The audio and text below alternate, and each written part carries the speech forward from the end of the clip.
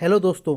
तो यहाँ पे इसरो यानी कि इंडियन स्पेस रिसर्च ऑर्गेनाइजेशन एक नई वैकेंसी नोटिफिकेशन के साथ में आ चुका है, जिसके अंदर वो रिक्रूटमेंट करेंगे असिस्टेंट का, जूनियर पर्सनल असिस्टेंट्स के लिए, अपर डिवीजन क्लर्क के लिए एंड स्टेनोग्राफर्स के लिए। तो चलिए स्टार्ट करते हैं। हम देखते हैं कि इसमें एलिजिबिलिटी क्राइटेरिया क्या क्या है, इसमें कितनी पोस्ट है और इसके फॉर्म कैसे फिल होंगे।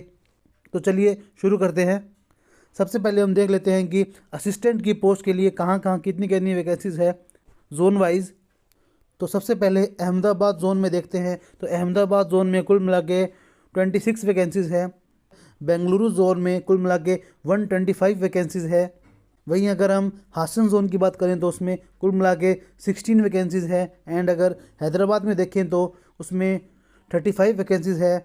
श्रीहरिकोटा में 54 वैकेंसीज़ है एंड तिरुवनंतपुरम में 83 वैकेंसीज़ है। तो कुल मिला के असिस्टेंट की पोस्ट के लिए 339 वैकेंसीज़ है। वहीं अगर अब हम जूनियर पर्सनल असिस्टेंट की बात करें तो जूनियर पर्सनल असिस्टेंट में अहमदाबाद जोन के अंदर 5 वैकेंसीज़ है और बेंगलुरु जोन में 60 वैकेंसीज़ है। हासन जोन में सिर्फ 1 वैकेंसीज़ है। हैदराबाद जोन में 16 वैकेंसीज़ है। न्यू दिल्ली में 2 वैकेंसीज़ है एंड श्रीहरिकोटा में 24 वैकेंसीज़ है। तिरुवनंतपुरम में 45 वैकेंसीज़ है। तो यहाँ पे जूनियर पर्सनल असिस्टेंट के लिए कुल मिला के 153 पोस्ट के ऊपर रिक्रूटमेंट होगा। अगर हम यूडीसी की बात करें तो यूडीसी में बेंगलुरु जोन में ही सिर्फ वैकेंसीज़ है, जो कि कुल मिला के 16 वैकेंसीज़ है। अगर हम स्टेनोग्राफर की बात करें तो स्टेनोग्राफर में भी सिर्फ वैकेंसीज़ बेंगलुरु जोन में है और वो कुल मिला के 14 वैकेंसीज़ है। और कुछ ऐसी वैकेंसीज़ है जो कि ऑटोनोमस इंस्टीट्यूशन में फिल्ड होगी। उसमें असिस्टेंट में अगर हम देखें तो हैदराबाद जोन में 2 वैकेंसीज़ है और तिरुवनंतपुरम जोन में 1 वैकेंसीज़ है। यानी कुल मिला के 3 असिस्टेंट की ऐसी एक्स्ट्रा वैकेंसीज़ है जो कि ऑटोनोमस इंस्टीट्यूशंस के अंडर फिल होगी। अगर हम बात करें पर्सनल असिस्टेंट की ऑटोनोमस इंस्टीट्यूशन के अंदर तो उसमें हैदराबाद में 1 वैकेंसी है और कुल मिला के भी 1 वैकेंसी ही है। अब अगर हम एजुकेशन क्वालिफिकेशंस की बात कर लें तो असिस्टेंट और यूडीसी की अगर हम बात करें सबसे पहले तो उसमें ग्रेजुएशन चाहिए मिनिमम 60% मार्क्स के साथ में, या फिर अगर आपकी यूनिवर्सिटी में सीजीपीए सिस्टम है तो आपके पास कम से कम 6.32 सीजीपीए होना चाहिए। उसके अलावा आपके पास कंप्यूटर में भी प्रोफिशिएंसी होनी चाहिए। और अगर अब हम जूनियर पर्सनल असिस्टेंट या फिर स्टेनोग्राफर की बात करें तो उसमें भी आपके पास कम से कम 60% मार्क्स के साथ में ग्रेजुएशन होनी चाहिए, या फिर 6.32 सीजीपीए के साथ में ग्रेजुएशन होनी चाहिए। या फिर उसके अलावा अगर आपने डिप्लोमा की है कॉमर्शियल एंड सेक्रेटेरियल प्रैक्टिस के अंदर विद 60% मार्क्स और या फिर 6.32 सीजीपी के साथ अगर आपने डिप्लोमा भी की है तो भी आप एग्ज़ाम के लिए फॉर्म भर सकते हो। उसके अलावा आपके पास 1 साल स्टेनोग्राफर का या फिर स्टेनोटाइपिस्ट का एक्सपीरियंस आपका होना चाहिए। हम बात कर रहे हैं अभी स्टेनोग्राफर की।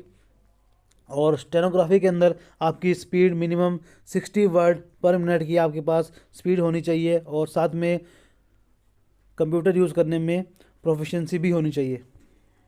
तो यहाँ पे ये तो हमने बात कर ली एजुकेशन क्वालिफिकेशंस की। तो चलिए हम आगे कुछ और देखते हैं। अगर हम अब इसकी एज लिमिट की बात करें तो एज लिमिट कैलकुलेट करने की जो लास्ट डेट है वो होगी 9 जनवरी 2023 और 9 जनवरी 2023 से पहले पहले आपकी एज 28 साल से ज़्यादा नहीं होनी चाहिए।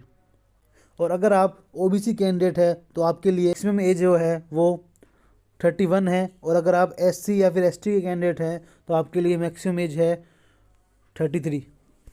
अब हम बात कर लेते हैं कि हमें एग्ज़ाम फॉर्म को अप्लाई कैसे करना है और हम एक से ज़्यादा पोस्ट के लिए अप्लाई कर सकते हैं या फिर नहीं कर सकते। तो इसमें मैं आपको बता दूं कि एक कैंडिडेट मल्टीपल पोस्ट के लिए अप्लाई कर सकता है अलग अलग जोन्स के अंदर, लेकिन सेम पोस्ट के लिए वो अलग अलग जोन में अप्लाई नहीं कर सकता। उसको अलग अलग पोस्ट के लिए वो अलग अलग जोन में अप्लाई कर सकता है, लेकिन सेम पोस्ट के लिए जिस पोस्ट को उसने एक जोन में भर दिया फिर वो उस पोस्ट के लिए और कोई जोन में अप्लाई नहीं कर सकता। इसके फॉर्म आप इसरो की साइट पे जाके इसके फॉर्म आप फिल कर सकते हो। इसके फॉर्म फिल करने की स्टार्टिंग डेट 20 दिसंबर 2023 से लेके आप इसकी जो लास्ट डेट है वो है 9 जनवरी 2023। इन डेट्स के बीच बीच में आप इसके एग्ज़ाम का फॉर्म फिल कर सकते हो और और फीस पेमेंट करने की जो लास्ट डेट है वो है 11 जनवरी 2023। और इसके साथ साथ इसके फॉर्म अप्लाई करने का जो लिंक है वो मैं अपने डिस्क्रिप्शन बॉक्स में भी दे दूंगा, आप वहां से जाके भी चेक कर सकते हो। और ये जो नोटिफिकेशन है, इस नोटिफिकेशन का लिंक भी मैं अपने डिस्क्रिप्शन बॉक्स में दे दूंगा। तो दोस्तों, अगर आपने अभी तक मेरे चैनल को सब्सक्राइब नहीं किया है तो इसे सब्सक्राइब ज़रूर करिएगा ताकि आपसे कोई भी नोटिफिकेशन मिस ना हो, क्योंकि इस चैनल पे मैं रेगुलर नए नए जॉब्स की नोटिफिकेशंस डालता रहता हूँ। चलिए अब हम आगे बढ़ते हैं। अब अगर हम एप्लीकेशन फ़ीस की बात करें तो एप्लीकेशन फ़ीस आपको हर कैंडिडेट को 100 रुपये एप्लीकेशन फ़ीस देनी पड़ेगी हर एक पोस्ट के लिए जिसके लिए आप अप्लाई कर रहे हो। लेकिन अगर आप SC ST या फिर कोई भी रिजर्व कैटेगरी के कैंडिडेट हैं तो यहाँ पे आपके लिए कोई भी फ़ीस एप्लीकेबल नहीं होगी, यानी कि आपको कोई भी फ़ीस पे नहीं करनी पड़ेगी। अब हम देख लेते हैं कि इसका सिलेक्शन प्रोसेस क्या क्या है। सबसे पहले तो जो इसका रिटन टेस्ट होगा वो सिर्फ 11 वेन्यूज़ पे ही होगा, यानी कि उसके सिर्फ एग्ज़ाम सेंटर 11 जगह ही होंगे, जो कि होगा अहमदाबाद, बेंगलुरु, चेन्नई, देहरादून, गुवाहाटी, हैदराबाद, कोलकाता, लखनऊ, मुंबई, न्यू दिल्ली एंड तिरुवनंतपुरम। अब हम देख लेते हैं कि हमारा जो रिटन टेस्ट होगा उसका क्या फॉर्मेट होगा। तो अगर हम बात करें कि पोस्ट नंबर 1, 3 एंड 5 के लिए, तो उसके अंदर ऑब्जेक्टिव पेपर होगा जो कि 2 घंटे का होगा। और अगर हम पोस्ट नंबर 2, 4, 6 की बात करें तो उसमें भी ऑब्जेक्टिव पेपर होगा, वो भी 2 घंटे का ही होगा। दोनों पोस्ट के लिए जो क्वालिफाइंग मार्क्स है वो अनरिजर्व कैटेगरी के लिए 50% है और रिजर्व कैटेगरी के लिए 40% है। अब अगर हम स्किल टेस्ट की बात करें तो रिटन टेस्ट से 1:5 के रेशो में बच्चों को सिलेक्ट किया जाएगा स्किल टेस्ट के लिए। स्किल टेस्ट का syllabus and pattern annexure number 3 में दिया गया है।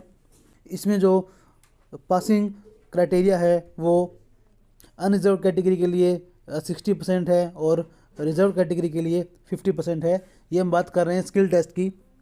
वहीं अगर हम स्टेनोग्राफी की बात करें, स्टेनोग्राफर और जूनियर पर्सनल असिस्टेंट की बात करें तो उसके अंदर स्किल टेस्ट में आपका होगा कंप्यूटर लिटरेसी टेस्ट और उसके बाद में होगा स्टेनोग्राफी टेस्ट।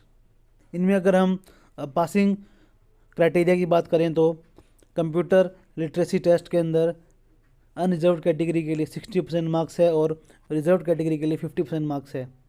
स्टेनोग्राफी टेस्ट की अगर बात करें तो अनरिजर्व कैटेगरी के लिए 10% मिस्टेक्स तक आपको अलाउड है, रिजर्व कैटेगरी के लिए 12% मिस्टेक अलाउड है। अब अगर हम सैलरी की बात करें तो इसके अंदर आपको बेसिक पे दिया जाएगा 25,500 का, जो कि एक लेवल 4 का पे मैट्रिक्स है। उसके अलावा जो एक्स्ट्रा बेनिफिट है, HRA, क्वार्टर्स, मेडिकल फैसिलिटीज़, वो सब भी आपको दिए जाएंगे। इसके अलावा जो कैंडिडेट स्किल टेस्ट के लिए जाएंगे तो उनके लिए आने जाने का ट्रेन का रिजर्वेशन इसरो की तरफ से होगा।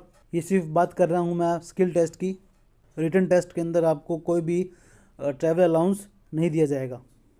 आप इसका फॉर्म इसरो की साइट जो कि isro.gov.in है, यहाँ पे जाके आप इसका फॉर्म फिल कर सकते हैं। इसका लिंक मैं डिस्क्रिप्शन बॉक्स में भी दे दूँगा, वहाँ से भी इसका फॉर्म फिल कर सकते हैं। तो अगर आपको ये वीडियो इन्फॉर्मेटिव लगी है तो आप मेरे चैनल को सब्सक्राइब ज़रूर कीजिएगा ऐसे ही लेटेस्ट गवर्नमेंट जॉब नोटिफिकेशंस के लिए। तो चलिए मिलते हैं कल एक और नोटिफिकेशन के साथ में इसी चैनल पे। शुक्रिया।